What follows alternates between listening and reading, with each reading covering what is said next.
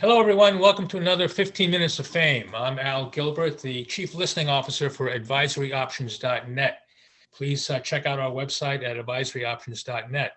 So, as Chief Listening Officer, I love listening to interesting people. And one of the most interesting people in the travel industry is my guest today, Mr. Dave Hilfman. He is a 40-year veteran of the airline wars, past Senior Vice President of Worldwide Sales for United Airlines, currently the interim, and that's with a capital I, of the Global Business Travel Association. And he is one of the most, if not the most, beloved and respected people in the airline industry today. Welcome, Dave. Oh, Al, thank you. You're way too kind. I'm just honored you invited me to be on. It's great to see you again after all these years. I know we used to hang out a little bit. Like you said, the 5-minute hi, goodbye, see you, wave at the convention here or some industry event, but really privileged to be part of the program today. Well, I'm glad you're here, Dave. And one of the reasons you are one of the most beloved and respected people is not only because of your great intelligence and your great care for the travel industry, but you never fail to pick up a barbell. Hey, that is my calling in life, Al, and I'm glad you noted that because I take great pride in that, my friend. I will say the shareholders of Continental and United, both, of course, that had to go through Chapter 11, it might have been because of my barbells, but we developed great relationships as a result, as you know. We did. I just want to share a picture from our past. I mean, you see this. Oh, that is awesome. Yeah, I worked for Pan Am, you worked for United. The history of both airlines is well known, but I think that's a great photo. It is a great photo. And hey, if I'm not mistaken, right, the United was blessed by picking up those extraordinary Pan Am routes in the Pacific, which you guys developed in a huge way. And hey, I'm just glad we have connected past, and we obviously have through our roles in the travel business through all these decades. Yeah. So I like to start at the beginning of life. Where did you grow up and what were your parents' professions? Yeah, grew up in beautiful Washington, Iowa, town of about 6,000 down the southeast corner of the state, about 30 miles south of Iowa City, University of Iowa, the Hawkeyes. My mom and dad actually were in the clothing business. It was my mom's dad. His name was Joe Falk, and he had the Joe Falk Company. And my dad ultimately ended up, getting involved and then taking over the business. And very proud of the fact it was extremely successful, retail clothing store, men's and boys clothing, pretty popular around Southeast Iowa, and did really well and hung in there for quite a long time up until maybe some of the those big clothing retailers started to infringe on the business. But yeah, a great time. I worked in the store during my days in junior high school, and just had a great time. Cool. So you got into the airline business as a campus representative at the University of South Florida in 1981 for Eastern Airlines. Was the purpose just to meet girls, or did you have something else in mind? How did you know? I mean, what else would I be crazy to get in the airline business? It was a glamorous business, but I knew it didn't pay particularly well. Certainly, it didn't seem to at the time. But yeah, I was involved in the Interfraternity Council. I was from Iowa. I didn't even know what a fraternity was. But when I got there, these guys recruited me. They didn't have any fraternity houses. The University of South Florida is quite young. The Greek system had not been that developed. But anyway, I got involved in that, and a lot of charity and philanthropic efforts, in addition to probably an overconsumption of beer and the famous alcohol punch in the garbage bags. And then I went on to be student body president. But so all my extracurricular activities, the folks at Eastern somehow found me and asked me if I might not like to get involved, and thankfully I said yes, and the rest is history. Well, you joined Eastern in 1981, the same year that Ed Acker was appointed CEO of Pan American Airlines, where I worked at the time. And his quote was, once you get hooked on the airline business, it's worse than dope. Is that why you stayed in the airline business for 40 years? Of course. You're right there. You knew I was already into the narcotics and everything else, and jet fuel and the smell of Carojet, right, Al? You know so well. Yeah. Somehow you just get into that business, and it's so amazing. The people, the travel, just the excitement of it. It's just, it's just something new every day. and I got hooked big time. Just loved the whole industry and the ecosystem, whether it was travel agencies or the corporate buyers or any and everything to do with travel. It just seemed to all come together. And yeah, I always saw it. I'm sure I told you at some point in time, my goal, I thought, my background was in finance. That's what my degree is in. And I thought, okay, no, I'm going to get into this, make some sales calls, some travel agents, some corporate accounts, and I'll date as many flight attendants as possible. And then I'll go ahead and get a real job in banking or whatever. And that would be the end of it. And as it turns out, 35 years later, I never got a real job. I got a great career and something I love to do. And I was a lucky one like you. Well, you were lucky in the sense that you never considered it a real job. That's very, very, very few fortunate people get to claim that. With the all the way. So you left Eastern to join Continental, which later merged with United. Along the line, did you ever entertain the idea of working for another airline, for a TMC? Interesting you mentioned that, Al. I see nobody has ever asked me that question, and I have been through a litany of interviews, as you can appreciate through the years. There was a time in 1989 when Eastern was into bankruptcy, and Continental was just kind of getting going again. It was doing okay, but not great. And I will mention, I think it's the first time publicly I've ever said it. It was American Airlines actually had reached out just to say, hey, might you be interested? This was up in New York City at the time. And I was the district sales manager. And I actually did talk to them briefly. I think we came to the conclusion, hey, I might not have been the normal corporate buttoned up, and American, of course, a great airline. And they were famous in New York. You had a lot of the incredible folks. I was trying to think of Ann Trainer, who was, amazing figure up there. And geez, you got to tell me, who was the guy, the VP at the time? I mean, he was like the godfather up in the New York area for American. Oh, I'll think of it. Yeah, I can't think of it. You think of it later. But anyway, we had a chat, and it was a great discussion. They said, we certainly could talk down the road, maybe not at the moment. And as it turned out, I ended up moving out the West Coast.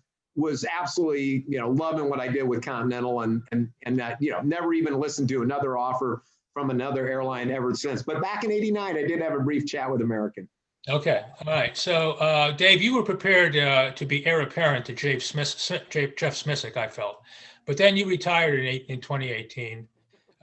Your appointment as the interim executive director for GBTA reminded me of another quote by Ed Acker when he took the CEO role at Pan Am.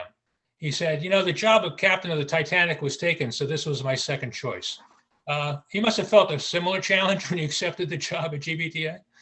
Well, I really, it kind of came out of the blue. Yeah, you're right. I had retired from United in December of 2018, just had an incredible run. And I'd done pretty much all that I wanted to do. The team was doing incredibly well. I had everybody in place that I wanted. The airline was doing magnificently. And, just know I was on the road 200 days a year for like 14 years. And in addition, over the last 8, I was commuting between Chicago and Iowa City, just due to family. I was commuting back. My son, Marshall, and my sister was watching him during the week. And anyway, it was just perfect timing. And obviously no idea what might be forthcoming with the pandemic. It was either divine intervention or blind luck that, I retired when I did, but I was getting married. And it was just perfect. And it was time. And I was excited about relaxing and playing a little golf. I thought there was a chance my new wife and I might have a young munchkin to come into the world. And sure enough, we had a baby about 9 months later, a honeymoon baby it had to be. And then, then we get into 2020, this pandemic hits. I'm now moved out to, San Diego and feeling terrible for my colleagues in the travel business, just knowing the extraordinary impact. And I got a call from it's probably a whole nother story, but my successor and what I felt was my little brother, Jake Ceforia from United, who was sitting on the board of GBTA, was vice president of the Allied Leadership Council, and said, hey, listen, I know you know what's going on. We have some challenges and we could really use your help. And I said, hey, thanks, Jake, but no thanks. I got enough going on. My wife and baby are actually in Australia. I'm trying to get them back. And then I got another call from another board member and another board member, and then a bunch of people from the industry started calling saying, come on, could you help us out? And I obviously, I love the industry. I care greatly about GBTA. I know how important it is. And they finally convinced me. So I will say, I knew it was not going to be an easy gig, but it was going to be one well worth the time and investment. And it's turned out to be just that way. Well, I speak for everyone in the industry when we're very, very grateful for the fact that you took it on. You have your reasons for not staying on, but you saved the sinking ship, and we thank you. Well, thank you, Al. I want to say, so in the past economic downturns, we saw airlines go in and out of bankruptcy protection and others merging for survival. This time, the CARES Act has saved the airlines from bankruptcy for now. But do you anticipate any mergers? For example, is the recent American and JetBlue partnership a harbinger of things to come? You know, interesting, Al, I actually don't expect any major mergers. You know, there could be some on the, for example, the low-cost carriers. There's been talk about Spirit and Frontier hooking up and getting together. I mean, they have some fleet commonality and you know, it's still a network business. So the bigger you can be, if you can manage through it well. And, you know, all the carriers, you know, went through their mergers. I mean, after you had Delta, Northwest, Continental and United, right, American, US Airways, other than just the smaller guys, I don't think the regulators are going to allow any additional mergers. And I don't really think they'd be necessary. Again, maybe some of the smaller guys, possibly in the low cost world. Now, I guess there could be on the international stage, we might see some of the, you know, foreign carriers getting together where they're just extraordinarily challenged now. I mean, I think EasyJet and Ryanair, they're putting a lot of pressure on some you know, some of the old time carriers, although they've all made headway in reducing cost and recapitalizing and getting their cash liquidity levels at great levels. So it's possible, and you never know, but I think in this country, most of the mergers have happened, certainly with the big guys. And I think if you saw it, it'd be more on the international scope, be it Latin America, Asia Pacific, or Europe. Yeah, okay. That's good. That's a good point. There will be other pandemics in the future. I just think that's the way it's going to be. Hopefully not anytime soon. Yeah. But how can the airlines prepare for the next one? What can the rest of the travel industry do to prepare for the next one? Yeah, great question. Candidly, I think they're already preparing. I mean, they're stabilizing themselves, and they have all gone through enormous challenges, but sacrifices, and they've restructured their workforces, obviously had to take compensation hits, but that will make them stronger and leaner. And it's great to see them also reinvesting in a whole litany of things. Certainly the cleaning protocols and microbial cleaning and the electrostatic, cleaning. And of course, they've always had the HEPA filters, which is far better than even up most hospitals. But all their processes, touchless, and all the things to make it so easy to get through the airport and without having to come into contact. So I think, the literally tens of millions in investments in everything around the customer experience and all those pointed to safety, I think that has positioned them well for future pandemics, which, like you said, are almost assuredly going to happen. Whether they'll be like this, hopefully this kind of pandemic would be once in a century, literally like the Spanish flu, right? And we've had some of those regional pandemics, SARS and H1N1, but that's so much more limited in scope. My hope is that whatever comes their way, I think they have already invested in thinking about how to handle this in the future and will be well prepared for anything that comes down the road. I have tremendous faith in all of the airlines worldwide, and certainly here in the United States. I think they've just done a great job in light of an extraordinary situation. Yeah, I agree. And I think you're right about the future. I want to talk about refer to the merger of GBTA and WINit, WINit. What else do you hope to see GBTA doing to promote diversity, equity, and inclusion? I mean, there's no secret that people of color are not well represented in this industry.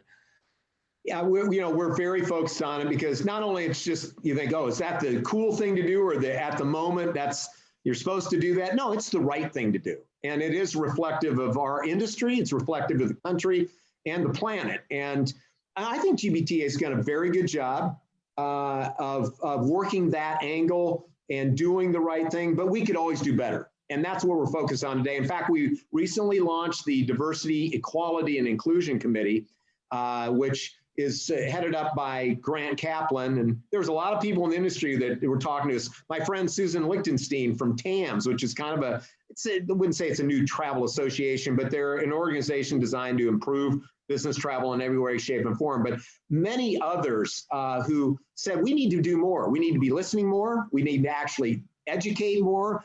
We need to implement action, not just talk about it. Let's actually do some things about it. And there's a lot involved in that, which hopefully at some point we'll get to down the road. But that was also reflected in GBTA's smart move in integrating and kind of merging with women in travel. And we know how critical women are to the success in the travel industry. They've taken on great leadership roles, should be taking on even more. But beyond that, obviously, the African-American representation, you just go right down the line. So I think we're focused on doing the right things. It's great bringing such a diversity of talent and knowledge and experience. I think it's better not only just to better understand how we can improve the travel business, whatever sector you're in, buyer, supplier, media, but it's actually will just be better, hopefully more profitable for everybody. And I think in the end, we're all winning on that. And so I'm proud to be a part of it and delighted and glad to be pushing those initiatives. And I know our staff is carrying that forward. And so I'm glad you asked that question. It is really key for us. Good, good. I want to ask you about Jake Ceforia. For those listeners who don't know the name, Jake Ceforia is the Senior Vice President for Worldwide Sales. I use the present tense because he disappeared in July or August. His whereabouts are still currently unknown. So until they are known, I'm going to use the present tense. How well do you know Jake outside the office? Yeah, really well. I mean, it's one of the saddest things that's happened in my life about this, and at least at the moment. I mean, Jake and I known each other back to my Continental days, his Northwest Airline days. He ultimately went on, and I think he did some time at BA, and then he was, then went to United. And then when we merged, we ended up back together. But I kept in touch with him a little bit. He's just this dynamic, fun, smart, articulate, charismatic, dynamic, all those things. And, I became kind of a mentor to him. We worked together. I ended up promoting him up. The company certainly did.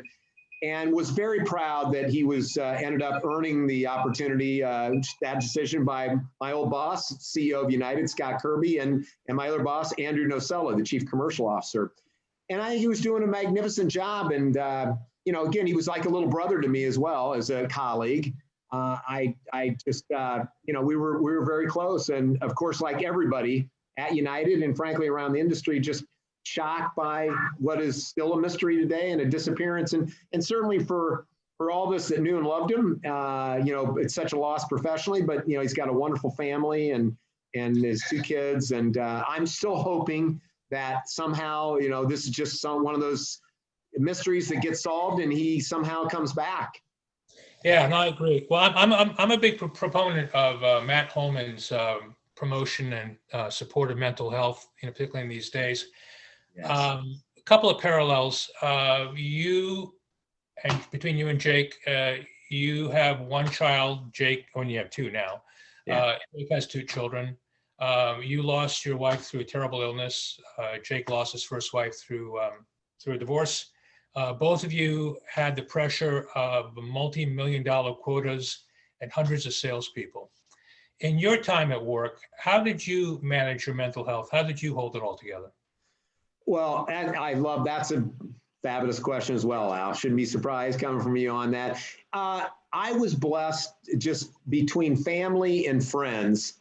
I never was shy about saying, man, this is a tough time, or I had a great support system. So I think I have to attribute it to that. Secondly, I always tried, I think maybe from losing my first wife, Tracy, to breast cancer, I always had I think from then, maybe before, I always thought I had a decent perspective on work and how that, played into your life and how do you need to find a balance. But certainly after I lost her, I always tried to understand the fact that, hey, work is critically important. I loved it. It wasn't really a job. It was a lifestyle. I know you know that from your Pan Am days, and I mean, it is. It's not a job. It's really your life in many ways, but you got to balance that and make sure you're not, focused too much on the day-to-day grind, and that you are keeping your family and friends close and you're paying attention.